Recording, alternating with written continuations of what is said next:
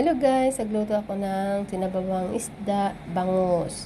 Ayan nga po, nilagay ko na yung bangus kasi kumulo na yung tubig. Ayan. After kulo ng 1 minute, tinimplahan ko nga po at kulang po ng konting asin at linagyan ko din po.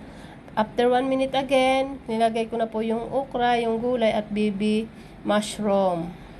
Pinakulaan ko po ulit yan ng 1 minute bago ko nilagay po yung Spanish leaves. So, laging dahon. Sinunod ko na po yung Spanish leaf. After, linagay ko na nga po yung pangpalasa natin, yung kalamansi, kasi wala po tayong nahanap na sinigang mix, kaya kalamansi ang nilagay natin. Yan lang po. That's it. Thank you for watching.